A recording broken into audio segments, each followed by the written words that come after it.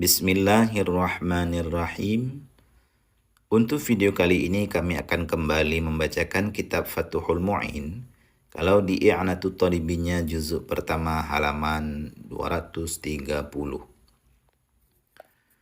Wa qad yusannul adhanu li ghairi salati, dan terkadang disunahkan akan adzan bagi bukan salat. Maksudnya, terkadang adzan disunahkan tetapi bukan untuk salat. Kama fi udunil mahmumi, sebagaimana barang pada telinga si mahmum, orang dalam keadaan gundah, orang yang dalam keadaan susah, orang dalam keadaan galau, ini sunnah diadzankan di telinganya. Kemudian wal masru'i, ini sunnah diadzankan di telinga orang yang dalam keadaan susah, gundah. Ini bahkan keterangan dalam kitab I'anatut Talibinnya, jika tidak hilang dengan sekali adzan, disunahkan akan mengulang-ulang adzan di telinga orang dalam keadaan susah atau gundah tersebut. Kemudian selanjutnya wal masru'i, dan disunahkan akan adzan juga di telinganya si masru', orang yang kesurupan.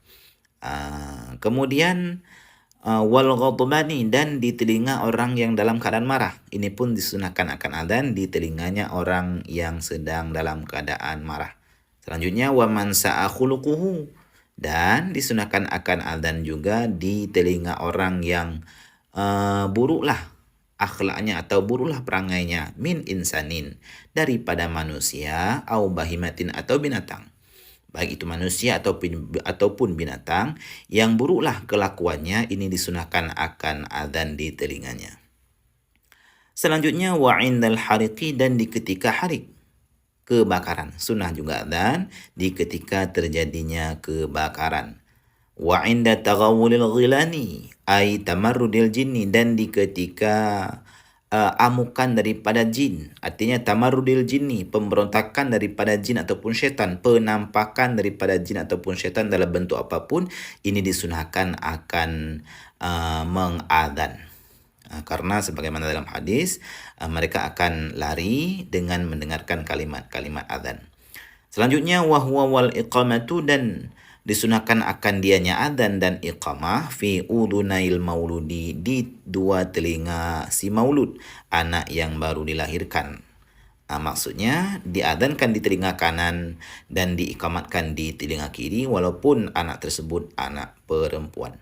Selanjutnya wa khalfal musafiri, dan disunahkan akan adzan dan iqamah di belakang musafir, di ketika seseorang hendak melakukan perjalanan yang jauh, ini disunahkan akan adzan dan iqamah di belakangnya. Untuk selanjutnya kita lihat keterangan di I'anatut Talibin. Wa'lam, dan ketahui olehmu, annahu la yusannul adzanu inda dukhulil qabri, tidak disunahkan akan adzan di ketika masuk kubur. Maksudnya tidak disunahkan akan adzan di ketika memasukkan mayat ke dalam kubur. Khilafan liman qala bisunniyatihi, tetapi ini ada khilafnya bagi siman, bagi orang-orang, maksudnya ulama-ulama yang mengatakan dengan sunnahkannya adzan di ketika memasukkan mayat ke dalam kubur. Artinya mengenai adzan di ketika memasukkan mayat ke dalam kubur, ini ada khilaf ulama. Menurut musannif daripada I'anatut Talibin, ini tidak disunnahkan, tetapi ada ulama yang mengatakan tetap disunnahkan dikarenakan dikias li khurujihi, bagi keluarnya seseorang tersebut daripada dunia. Artinya sebagaimana seseorang tersebut di ketika lahir sunnah diadzankan, begitu juga di ketika keluar daripada dunia pun disunahkan akan adzan.